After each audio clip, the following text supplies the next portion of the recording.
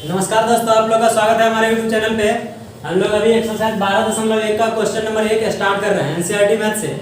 इसमें देखिए सवाल का कुछ फिगर है जो कि बना दिए हैं पहले ही।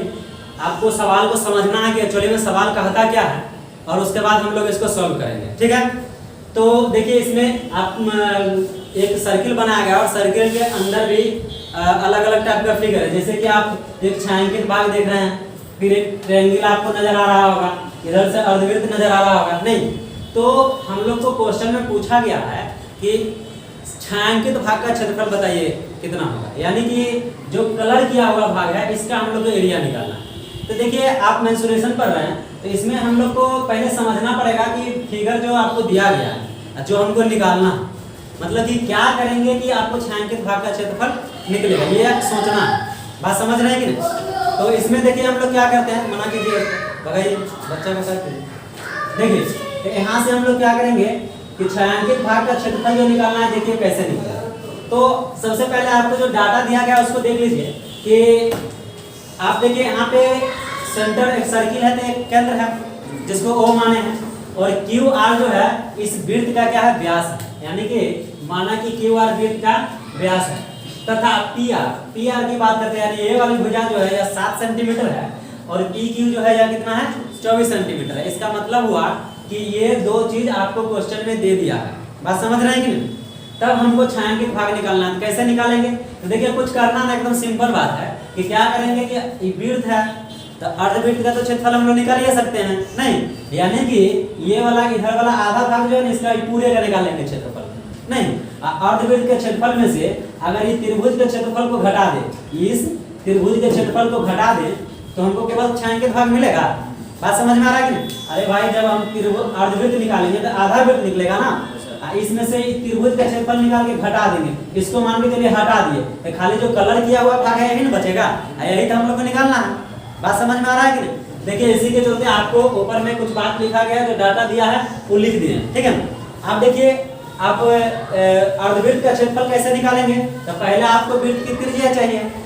अब वृत्त की त्रिज्या अभी हमको मालूम है, यानी कि देखिए ये वाली भुजा जो है यह 7 सेंटीमीटर है और ये कितना है, 24 सेंटीमीटर। बात समझ रहे हैं कि नहीं? लेकिन जब तक आपको व्यास नहीं पता चलेगा या त्रिज्या नहीं पता चलेगा तब तक अर्धवृत्त का क्षेत्रफल हम लोग कैसे निकालेंगे, नहीं निकाल सकते। तो अब हम लोग देखिए क्या करेंगे, यहाँ पे राइट एंगल ट्रायंगल है, यहाँ से हम लोग कर्व निकाल लेते हैं, यानी कि त्रिभुज में तीनों भुजा अगर हम लोग को पता चल जाता है, बात समझ रहे हैं कि नहीं? तो अगर हमको ये वाली भुजा पता चल जाएगा तो इसका आधा कर देंगे तो रेडियस नहीं मिल जाएगा।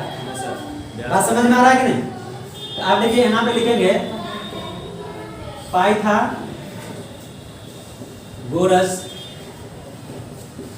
प्रमेय से। पाइथागोरस प्रमेय में क्या था कि कर्ण का वर्ग जो होता है वो अन्य दो भुजाओं के वर्गों के योग के बराबर होता है, यही था ना। यानी कि हम लोग लिख सकते हैं क्यू आर का स्क्वायर बराबर पी आर का स्क्वायर जोड़ पी क्यू का स्क्वायर, होगा कि नहीं? अब देखिए यहाँ से अगर हम क्यू आर डायरेक्ट निकालते हैं, पी आर के जगह पे हम लोग क्या इसको रूट में बंद कर लीजिए। पी आर का वैल्यू कितना दिया गया, 7, तो 7 का स्क्वायर हो जाएगा जोड़ 24 का स्क्वायर हो जाएगा। अब देखिए क्यू आर बराबर और भी सॉल्व कर लेते हैं तो कितना हो जाएगा, 49 प्लस 576। इसको जब ऐड करेंगे तो कितना हो जाएगा, 625 का वर्गमूल कितना आता है, 25 सेंटीमीटर। यानी कि ये जो आपको पता चला है क्या पता, क्यू आर का वैल्यू है, क्यू आर निकाले हैं ना, क्यू आर निकाले हैं तो क्यू आर क्या निकला, व्यास निकला है नहीं। यानी कि हम लोग अब लिख सकते हैं कि अब वृत्त की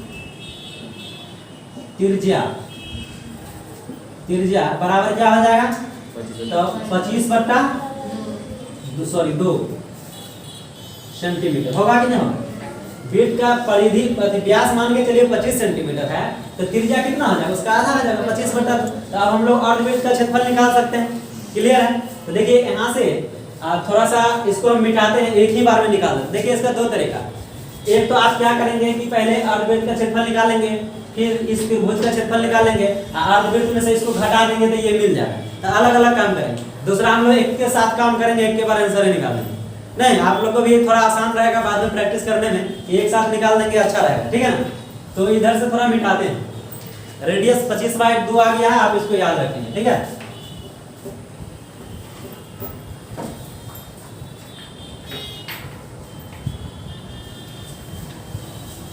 डायरेक्ट यहाँ से निकालते हैं, क्या लिखेंगे, छायांकित भाग का क्षेत्रफल। किसका क्षेत्रफल निकाल रहे हैं, छायांकित भाग का क्षेत्रफल बराबर क्या हो जाएगा, अर्धवृत्त का क्षेत्रफल और माइनस किसका निकालेंगे, त्रिभुज पी क्यू आर का क्षेत्रफल। क्लियर है, कोई दिक्कत, समझ में आ रहा है ना। अब देखिए यहाँ से क्या करेंगे, अर्धवृत्त का क्षेत्रफल 1/2 पाई आर स्क्वायर और माइनस त्रिभुज का क्षेत्रफल, रामबाण फार्मूला लगाएंगे, 1/2 गुना आधार गुना ऊंचाई, नहीं यानी कि पी आर गुना पी क्यू। ठीक है, अब देखिए यहाँ से 1/2 गुना पाई का मान कितना हो जाएगा, 22/7, ये हो जाएगा सॉरी 25 ना, 25/2 गुना 25/2 और माइनस हो जाएगा 1/2 इंटू 7 इंटू कितना है 24। देखिए 2 से इसको काट सकते हैं, कितना बार, 12 बार में। इधर भी कुछ कटने आने वाला है 11। आप इसको लिख सकते हैं 11 गुना 625 बट्टे 7 गुना 14 गुना 28 और माइनस इधर हो जाएगा कितना, 12 सते 84। देखिए अब फिर इधर से सॉल्व करते हैं, इसको जब गुना कीजिएगा तो आपको आ जाएगा 6875 और बट्टे 28 माइनस होगा 84/1। और देखिए इसको फिर से सॉल्यूशन कीजिए, 28 आ जाएगा एलसीएम, आ जाएगा आपको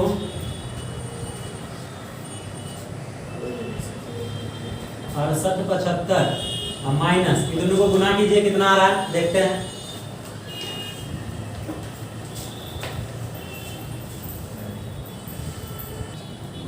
चलिए देखते हैं, तो यहाँ पे क्या होगा कि जब हम लोग इसका एलसीएम लिए तो इसको इससे जब मल्टीप्लाई करेंगे तो 2352 आ जाएगा। अब देखिए फिर का घटाव तो आप लोग जानते ही होंगे, इसमें से इसको घटाएंगे और हमारे पास जो डाटा आ रहा है वो 4527/28 सेंटीमीटर स्क्वायर। ठीक है ना, और ये आपको छायांकित भाग का क्षेत्रफल आ चुका है जो कि हम लोग को निकालना था। तो देखिए इसमें कुछ करना ना था, एक बार और आप समझ लीजिए कि कुछ नहीं, आपको खाली समझना है कि एक बार अर्धवृत्त का क्षेत्रफल निकालना है और उसमें से त्रिभुज के क्षेत्रफल को घटाएंगे, छायांकित भाग आपको मिल जाएगा। अब इसके लिए जो डाटा चाहिए उसको पहले हम लोग निकाल लिए थे। ठीक है ना, फिर हम लोग अब दूसरा क्वेश्चन देखते हैं, आगे फिर समझेंगे। चलिए हम लोग देखते हैं इसका दूसरा नंबर क्वेश्चन। दूसरा नंबर क्वेश्चन है, इसमें भी छायांकित भाग का ही क्षेत्रफल ज्ञात करना है, जिसमें 2 सकेंद्रीय वृत्त की त्रिज्या दिया गया। सकेंद्र वृत्त कहने का मतलब ये है कि देखिएगा आप एक सेंटर आपको दिख रहा है, यहाँ पे आप लोग भी वहां से देख सकते हैं, देखिएगा तो खराबी नहीं करेगा। ठीक है ना, ध्यान से समझने का कोशिश कीजिए।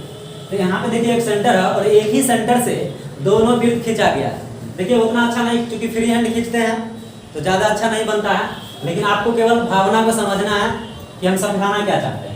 एक जैसे कि केंद्र है, इससे एक छोटा सा वृत्त है और एक बड़ा रेडियस वाला एक और इसी केंद्र से दूसरा एक और वृत्त खींचा गया है। बात समझ रहे हैं कि नहीं। और देखिए यहाँ से एक तिरछिखंड भी खींचा गया, आपको दिख रहा होगा ये तिरछिखंड। ठीक है ना, आपसे पूछा जा रहा है कि जो अंदर में कलर किया गया है छायांकित भाग जो है, इसका क्षेत्रफल बताइए क्या है छायांकित भाग का। देखिए इस चैप्टर में आपको हमेशा छायांकित भाग या कुछ डिजाइन का कहेगा क्षेत्रफल निकालने के लिए। बहुत मजा आने वाला चैप्टर है, एकदम समझ के इसको बनाना। ठीक है ना।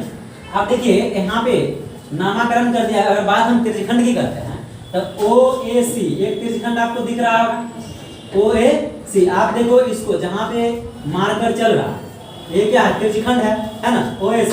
और इसका त्रिज्या आपको कितना दिया गया है, R2 बराबर 14 सेंटीमीटर। ये हम अपना मन से नहीं ले रहा, नहीं, ये बात किताब में दिया गया है। बात बुझ रहे हैं कि नहीं, 14 सेंटीमीटर। और दूसरा, आप अगर इसको भूल जाए थोड़ा देर के लिए, समझ लीजिए कि सोनम गुप्ता है बेवफा आदमी, इसको थोड़ा देर के लिए भूल जाइए कि है ही नहीं, तो आपको दिख क्या रहा है, ऊपर में जो दिख रहा है ये वो तो त्रिज्यखंड है जी। ये त्रिज्यखंड है कि नहीं है, बात समझ में आ रहा है ना। अब देखिए इसका रेडियस कितना दिया गया है, इसका रेडियस 7 सेंटीमीटर दिया गया, यानी कि R1 बराबर कितना है 7 सेंटीमीटर। दोनों देखिए एक ही केंद्र से खींचा गया है, यानी कि दोनों का जो एंगल दिया गया है कोण, वह कितना डिग्री का दिया गया है, 40 डिग्री का दिया गया है। यानी कि दोनों त्रिज्यखंड के लिए थीटा का मान कितना 40 डिग्री होगा। तो अब हम लोग से पूछ रहा है कि बताइए छायांकित भाग का क्षेत्रफल, तो आराम से नहीं निकाल देंगे। ये बड़का वाला त्रिज्यखंड के क्षेत्रफल, आप ध्यान से देखिएगा, ये बड़ा वाला त्रिज्यखंड के क्षेत्रफल में से ये छोटका वाला त्रिज्यखंड के क्षेत्रफल को घटा देंगे तो छायांकित भाग नहीं बचेगा। त्रिज्यखंड का क्षेत्रफल निकालने के लिए हम लोग क्या करते हैं, त्रिज्यखंड का फार्मूला लगाएंगे। हमको क्या रेडियस चाहिए और थीटा चाहिए, जो कि दोनों चीज अभी दिया हुआ है, आसानी से निकाल सकते हैं। यानी कि आप एक बार पूरा का निकाल लीजिए और उसमें से इसका क्षेत्रफल को घटा दीजिए। तो घटने के बाद देखिए आपको घटाना मतलब हटाना, यानी देखिए दिख क्या रहा है आपको, छायांकित भाग दिख रहा है ना, यानी कि इसी चीज को आपको निकालना है। सवाल समझ में आ रहा है ना, सवाल आ रहा है समझ में तो बिल्कुल आपका सॉल्यूशन आसान हो जाएगा। देखिए वृत्त की त्रिज्या r1 बराबर 7 सेंटीमीटर और r2 बराबर 14 सेंटीमीटर लिए, यानी कि आप देखिए यहाँ पे, या इसको r2 और r1 अपना मन से भी कर सकते हैं, कोई दिक्कत नहीं है। आप देखिए छायांकित भाग निकालना है तो हम लोग डायरेक्ट निकालेंगे, लिखते हैं छायांकित भाग का क्षेत्रफल बराबर क्या हो जाएगा, त्रिज्यखंड बड़का वाला लेते हैं नहीं, OAC का क्षेत्रफल माइनस, देखिए यहाँ माइनस का साइन दे रहा है, माइनस त्रिज्यखंड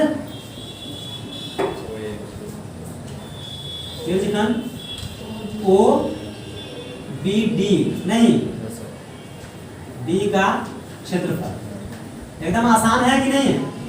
अब देखिए त्रिज्यखंड का क्षेत्रफल क्या होता है, पाई r स्क्वायर थीटा बटा 360 और माइनस ई, इसमें r2 कर लो, नहीं बड़का वाला को आप r2 माने इसीलिए, और इधर हो जाएगा पाई r1 के स्क्वायर थीटा बटा 360।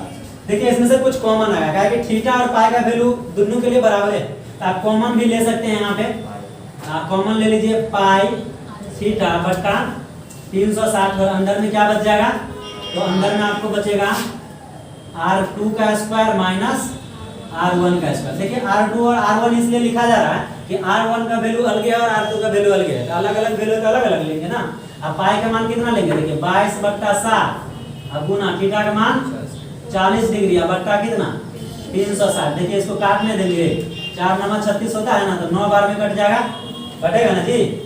इधर हो जाएगा कितना, r2 का वैल्यू कितना 14 का स्क्वायर हो जाएगा और माइनस कितना का स्क्वायर 7 का स्क्वायर, होगा कि नहीं होगा। अब देखिए इधर से बना दे रहा है, बराबर का साइन दीजिए, इसको अब काटेंगे तो 22/9 कितना होता है 63 ना, 22/63 और इधर से आ जाएगा कितना 196 और माइनस 49 आएगा ना जी। अब देखिए इसको सॉल्व करेंगे तो 22/63 गुना 196 में से 49 घटाइएगा ना तो 147 आएगा। देखिए ये कट जाएगा, 21 3 63 होता है, 21 7 147, 20 7 4 से नहीं 140 होता है, तो 7 बार में 147 हो जाएगा, 21 से करेंगे नहीं। अब हो जाएगा 22 7 कितना होता है 154/3 हो जाएगा सेंटीमीटर स्क्वायर, यही ना आंसर हो जाएगा। छायांकित भाग देखिए निकाल रहे थे, छायांकित भाग का क्षेत्रफल त्रिज्यखंड OAC का क्षेत्रफल माइनस का साइन है यहाँ लिखा हुआ, त्रिज्यखंड OBD का क्षेत्रफल। यहाँ पे देखो R2 को थोड़ा इधर कर देते हैं, नहीं तो थोड़ा सा हो सकता है कि आप लोगों को थोड़ी कंफ्यूजन हो जाए। यानी कि R2 बराबर कितना है 14 सेंटीमीटर, कोई दिक्कत यहाँ से, ठीक है समझ में आ गया होगा। अब हम लोग नेक्स्ट क्वेश्चन देखते हैं फिर, चलिए हम लोग देखते हैं अगला सवाल, कितना नंबर है 3। देखिए यहाँ पे जो क्वेश्चन दिया गया है इसमें भी कहा था छायांकित भाग का क्षेत्रफल निकालने के लिए, ठीक है। तो सवाल तो क्लियर है कि हमको निकालना क्या है, छायांकित भाग का क्षेत्रफल निकालना है। यानी कि जो कलर किया गया आप लोग कथी कथी कर रहे हैं, इधर ध्यान दीजिए, अभी काले लिखा पढ़ी करते हैं जरूर। देखिए तो यहाँ पे देख रहे हैं कि ABCD एगो वर्ग दिया गया जिसका भुजा कितना है 14 सेंटीमीटर। हम लोग जानते हैं कि वर्ग का सब भुजा बराबर होता है, तो एगो भुजा 14 सेंटीमीटर देखते हैं। आपको क्या बोले कि ABCD क्या दिया गया है, वर्ग दिया गया और इसका एक भुजा कितना दिया गया है 14 सेंटीमीटर, और हम लोग जानते हैं कि वर्ग का सब भुजा क्या होता है बराबर होता है। तो यहाँ से आपका सब भुजा 14 सेंटीमीटर होगा। और देखिए जो आप ध्यान से देखने से भी आपको पता चल रहा होगा कि इस वर्ग के अंदर DPA या APD, इधर से अगर देखेंगे तो BCP या BPC दोनों क्या है अर्धवृत्त है कि नहीं। यानी कि अर्धवृत्त का जो व्यास होगा वो कितना होगा 14 सेंटीमीटर, यानी अर्धवृत्त का व्यास भी 14 सेंटीमीटर है। तो त्रिज्या कितना हो जाएगा उसका आधा 7 सेंटीमीटर होगा कि नहीं होगा। तो हम लोग यहाँ से क्या करते हैं कि सॉल्यूशन आप करना शुरू करेंगे, जो दिया हुआ उसको पहले लिख लेते हैं। अब देखिए कुछ नहीं करना, आप सवाल समझ लीजिए। क्या करेंगे, वर्ग का क्षेत्रफल निकाल देंगे, तो वर्ग का निकालेंगे तो पूरे का निकल जाएगा। अरे वर्ग निकालेंगे तो मतलब वर्ग के अंदर जितना भी चीज है सब पूरा क्षेत्रफल निकल जाएगा। एकरा में से क्या करेंगे, दोनों अर्धवृत्त के क्षेत्रफल को निकाल के हटा देंगे, हटा देंगे जे समझिए। नहीं तो क्या बचेगा, जो छायांकित भाग है यही बचेगा जी। अर्धवृत्त का आप क्षेत्रफल निकालिएगा तो खाली ई वाला भाग का नहीं निकलेगा, ये वाला भाग का नहीं निकलेगा। बात बुझ रहे हैं कि नहीं? तो ये और ये यही दोनों हमको निकालना है, ये दोनों बचेगा। तो वर्ग में से दोनों को घटाएंगे तो ये दोनों बच जाएगा। नहीं तो आपको समझ में आ गया होगा कि कैसे निकालना है। अब देखिए यहां से लिखेंगे वर्ग ABCD की भुजा, ए बराबर, भुजा को ए से डिनोट करते हैं साइड, नहीं बराबर कितना है 14 सेंटीमीटर। नहीं अब लिखेंगे कि अर्धवृत्त, या लिखिए दोनों अर्धवृत्त, या अर्धवृत्त लिखिए, अर्धवृत्त APD का व्यास D बराबर कितना होगा 14 सेंटीमीटर ही होगा कि नहीं?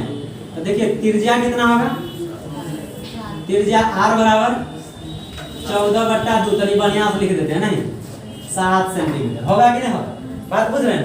बस इतना तो करना था, और कुछ करना का। अब लिखेंगे छायांकित भाग का क्षेत्रफल, किसका निकालेंगे, छायांकित भाग का क्षेत्रफल बराबर हो जाएगा वर्ग ABCD का क्षेत्रफल माइनस क्या लिखेंगे, दो अर्धवृत्त है ना, लिखेंगे दोनों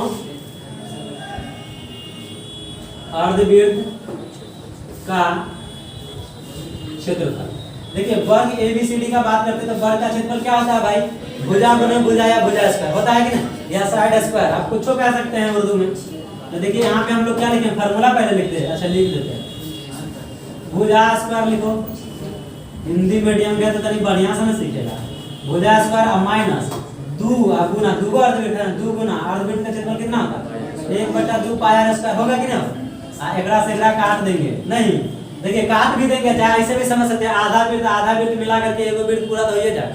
देखिए पाई स्क्वायर वृत्त का क्षेत्रफल होता है ना। देखिए यहाँ पे भुजा का वैल्यू कितना दिया गया है 14, तो 14 का स्क्वायर माइनस पाई का मान 22/7, आर का मान कितना 7 गुना 7, इससे ही कट जाएगा। 14 14 कितना होता है 196 माइनस 154 बराबर हो जाएगा, घटाइएगा तो 42 सेंटीमीटर आएगा। स्क्वायर में होगा काहे कि आपको क्या निकालना था, क्षेत्रफल, यानी कि छायांकित भाग का आपके क्या आ गया क्षेत्रफल 196 माइनस 154 यानी कि 42 सेंटीमीटर स्क्वायर आ गया। ठीक है ना। फिर हम लोग नेक्स्ट क्वेश्चन देखते हैं। चलिए क्वेश्चन नंबर 4 हम लोग देखते हैं। अभी जो सवाल दिया गया है आपके पास है छायांकित भाग का क्षेत्रफल ज्ञात करना है। इसमें भी देखिए जितना भी क्वेश्चन है सब में छायांकित भाग निकालना, सबका इमेज जो होता है अलग अलग तरीका से होता है। आपको यहाँ पे दिख रहा होगा कि एक समबाहु त्रिभुज बना हुआ है। कौन त्रिभुज है, समबाहु त्रिभुज, और इसके ऊपर से एक मतलब शीर्ष को केंद्र मानकर, त्रिभुज है तो 3 को शीर्ष होगा ना जी, तो मतलब कि एक शीर्ष को केंद्र मानकर और उसके मतलब क्या किया गया है, एक मतलब वृत्तीय चाप खींचा गया। क्या खींचा गया, वृत्तीय चाप खींचा गया, और इसको पूरे पे कलर कर दिया गया, पूरे पे कलर कर दिया। आपसे पूछा जा रहा है कि छायांकित भाग का क्षेत्रफल निकालना, यानी कि आपको ये पूरा क्षेत्रफल निकालना। अब देखिए आप ऐसा तो नहीं सुने हैं कि इधर वाला का क्षेत्रफल कैसे निकालेंगे, अब फिर इधर वाला का निकालेंगे, दोनों को जोड़ देंगे, नहीं। अगर मान के चलिए पूरा वृत्त का निकालते हैं और उसके बाद इसमें से क्या करेंगे, त्रिभुज का क्षेत्रफल निकाल के जोड़ देंगे, तब भी आ सकता है, आ सकता है। कैसे आ जाएगा, वृत्त का क्षेत्रफल निकालिएगा तो ई वाला भाग जो है इसका 2 गुना निकल जाएगा जी। ये वाला भाग जो है वृत्त में भी शामिल है और त्रिभुज में भी शामिल है। बात समझ रहे हैं कि नहीं। तो देखिए हमको करना क्या है, यहाँ पे वृत्तीय चाप का क्षेत्रफल जब निकालेंगे तो क्या करेंगे, पूरे वृत्त का क्षेत्रफल, वृत्त का क्षेत्रफल माइनस क्या करेंगे, त्रिज्यखंड का क्षेत्रफल। त्रिज्यखंड दिख रहा है ना, आप इसको केवल देखो, इसको जहाँ पे मार्कर चल रहा है इसको आप देखो, क्या है त्रिज्यखंड का क्षेत्रफल। बात बुझ रहे हैं कि तो वृत्त के क्षेत्रफल में से त्रिज्यखंड का क्षेत्रफल को अगर घटा देते हैं तो हमारे पास इसका तो क्षेत्रफल निकल जाएगा छायांकित भाग का। फिर क्या करेंगे, समबाहु त्रिभुज का क्षेत्रफल निकाल लेंगे और दोनों का अंतिम में क्या करेंगे, जोड़ देंगे, तो पूरा छायांकित भाग नहीं निकल जाएगा। बात समझ रहे हैं कि। तो देखिए यहाँ से आप हम लोग क्या करते हैं, कि देखिए यहाँ लिखा हुआ है वृत्तीय चाप की त्रिज्या r बराबर कितना दिया गया है 6 सेंटीमीटर। ठीक है, लिखेंगे यहाँ पे समबाहु त्रिभुज की भुजा कितना दिया हुआ है 12 सेंटीमीटर। आप देखिए थीटा बराबर कितना होगा, थीटा तो दे रहे हैं, तो दीर्घखंड का क्षेत्रफल कितना निकालिएगा, दीर्घखंड का क्षेत्रफल। तो देखिए इसके लिए आप एक बात जानिए, समबाहु त्रिभुज में सब भुजा बराबर होता है, सब कोण भी बराबर होता है। बात समझ रहे हैं कि नहीं? तो अब ये उसका नाम है समबाहु त्रिभुज, इसका प्रॉपर्टी है। बात समझ रहे हैं ना? समबाहु त्रिभुज का प्रत्येक भुजा बराबर होता है और प्रत्येक कोण भी बराबर होता है। तो देखिए इसमें त्रिभुज के तीनों कोण का योगफल कितना होता है 180 डिग्री होता है। इसका मतलब है 160 डिग्री का होगा, 60 डिग्री का होगा तब ना 180 डिग्री पूरेगा जी। तो यहाँ तो क्लियर हो गया कि थीटा बराबर कितना आ जाएगा 60 डिग्री होगा। क्लियर है, समझ में आ रहा ना? आप देखिए यहाँ पे लिखेंगे वृत्तीय चाप का क्षेत्रफल बराबर क्या हो जाएगा वृत्त का क्षेत्रफल माइनस क्या लिखेंगे त्रिज्यखंड का क्षेत्रफल। क्लियर है? वृत्त का क्षेत्रफल क्या होता है पाई r स्क्वायर और त्रिज्यखंड का क्षेत्रफल हो जाएगा पाई r स्क्वायर थीटा बटा 360। इसको सॉल्व कर लीजिए, रेडियस तो दोनों के लिए सेम ही होगा नहीं, तो पाई r स्क्वायर आप कॉमन भी ले सकते हैं, चलो ले लो कॉमन। तो यहाँ पे क्या बचेगा 1 माइनस थीटा बटा 360 नहीं होगा जी। देखिए रेडियस तो दोनों के लिए सेम है, वृत्त का भी रेडियस कितना 6 सेंटीमीटर होगा और इस त्रिज्यखंड के लिए भी 6 सेंटीमीटर होगा। तो पाई r स्क्वायर कॉमन ले लेंगे। अब यहाँ से पाई का मान कितना होता है 22/7 और ये हो जाएगा रेडियस 6 × 6 1 माइनस थीटा का मान कितना बट्टा 360। इसको काट देंगे 6 बार में कट जाएगा। अब देखिए इसको क्या करेंगे, आप लिखो यहाँ पे 22/7 गुना 6 × 6। इसको देखिए क्या करेंगे 6 और 6 माइनस 1 होगा कि नहीं? अरे इसका एलसीएम लेंगे तो 6 एकम 6 में से एक जाएगा कितना मतलब 6 माइनस 1/6 होगा कि नहीं? बात समझ रहे हैं ना?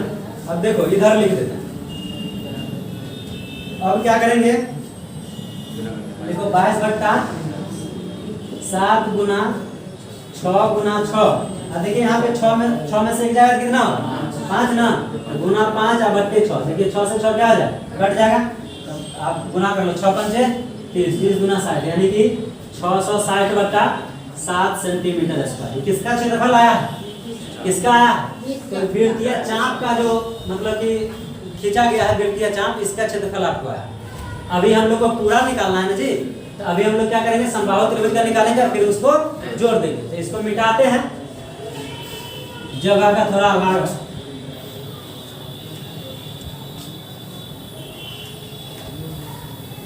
चलिए यहाँ पे अब लिखेंगे समबाहु त्रिभुज का क्षेत्रफल। आप या फिर नामकरण कर लीजिए OAB समबाहु त्रिभुज है ना, लिखेंगे समबाहु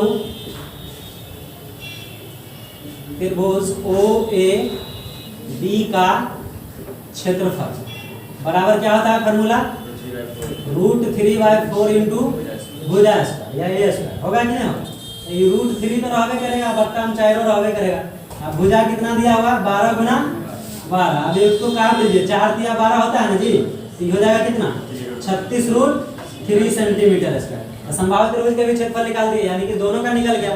तो अब लिखेंगे छायांकित भाग का क्षेत्रफल। नहीं, अब आंसर आ रहा नहीं, छायांकित भाग का क्षेत्रफल बराबर क्या हो जाएगा वृत्तीय चाप का क्षेत्रफल प्लस समबाहु त्रिभुज का क्षेत्रफल। नहीं, अब देखिए कितना आया था अब जोड़ कितना हो जाएगा 36√3। यही आपका आंसर हो जाएगा सेंटीमीटर स्क्वायर। इतना ही आंसर आपकी बुक में भी दिया गया होगा, इसका सिंप्लीफिकेशन नहीं करना, ठीक है ना? इतना ही आपका आंसर हो जाएगा। द्वितीय चाप बोला गया है, ठीक है ना। ठीक है, तो देखिए आप क्या किए हैं कि इसका अलग निकाल लिए, फिर इसका निकाल लिया, दोनों को बाद में जोड़ दिए। डाटा जो था वो हमारे पास दिया ही हुआ था, तो इस तरह से इसका भी खत्म हो गया।